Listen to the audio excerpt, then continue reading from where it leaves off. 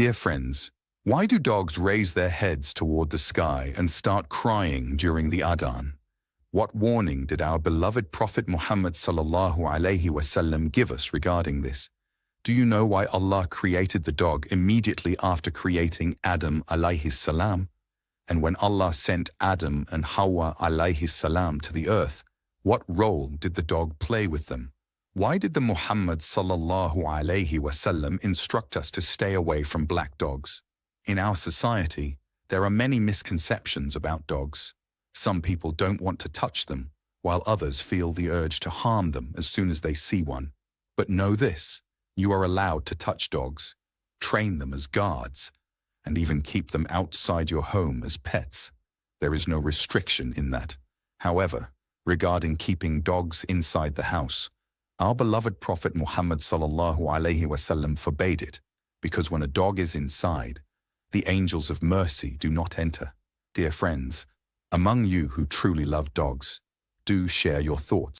In another hadith, the Prophet sallallahu alaihi wasallam instructed that when you hear dogs barking, recite A'udhu billahi minash shaitanir rajim.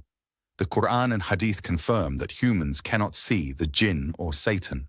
Hazrat Abu Huraira radiallahu anhu narrated that the Prophet sallallahu alaihi wasallam said, when the muezzin calls for prayer, Satan flees while releasing air so that he cannot hear the call.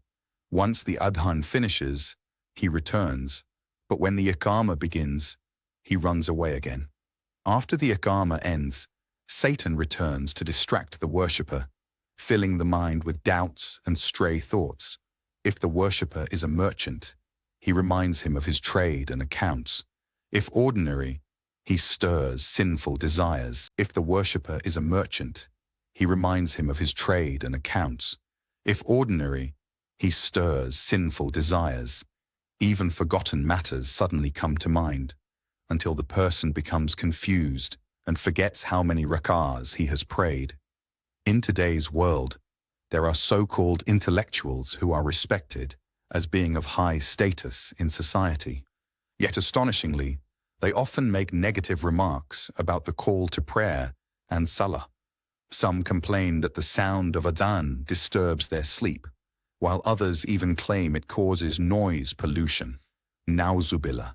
Though they decorate their walls with degrees, in reality, they are human devils. They are human devils, the very brothers of Satan. While some may think human devils is just a metaphor, the Quran clearly states that such beings truly exist.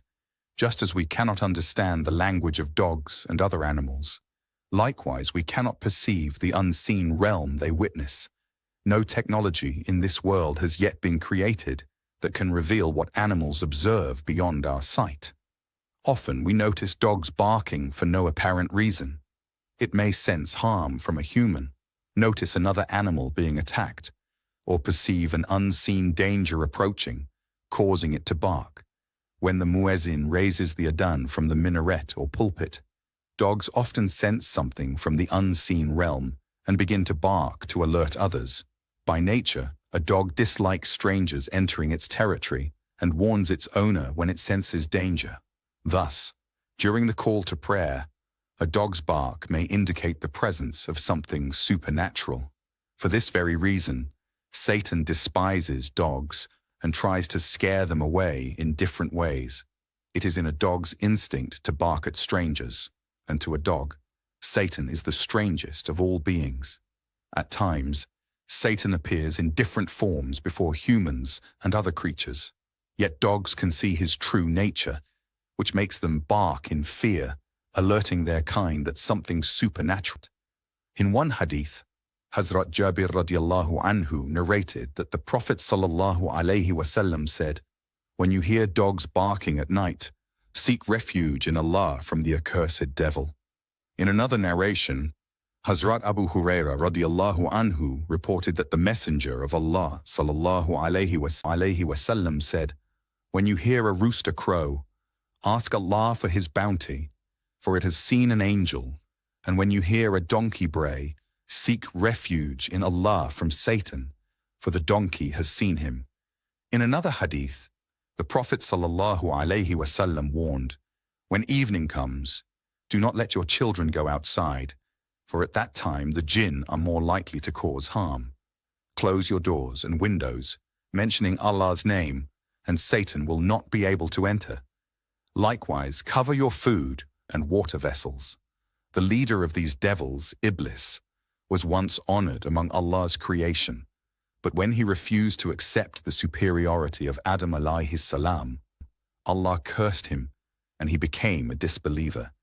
Just as Iblis cannot bear the adhan, his followers too despise this divine call. You may have noticed that during adhan, black dogs bark with strange cries, prompting others to follow. Dear viewers, regarding the creation of dogs, Islamic literature narrates two different accounts. The first narration is mentioned by Imam Abdur Rahman Safari in his book Nujatul Majalis, Volume 2. It states that Allah created the dog from Satan's saliva. The story goes that when Prophet Adam alayhi salam was in the initial stage of creation, Iblis approached his figure and arrogantly spat on in the place of Adam alayhi salam's stomach, where the clay was removed. Allah created the navel. He instructed Angel Jibreel alayhi salam to remove the clay mixed with saliva, and thus the depth of Adam's navel came into existence. However, since Imam Safari did not provide any chain of transmission for this narration, scholars do not consider it authentic or reliable. According to the second narration, when Allah sent Prophet Adam and Hawa alayhi salam to earth, Satan incited the wild animals to attack and destroy them.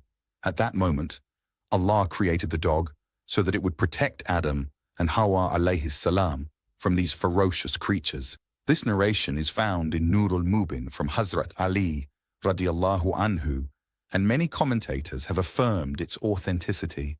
They have stated that right after the creation of Adam alayhi salam, dogs were created as a means of their protection. But dear viewers, never harm a dog for this reason.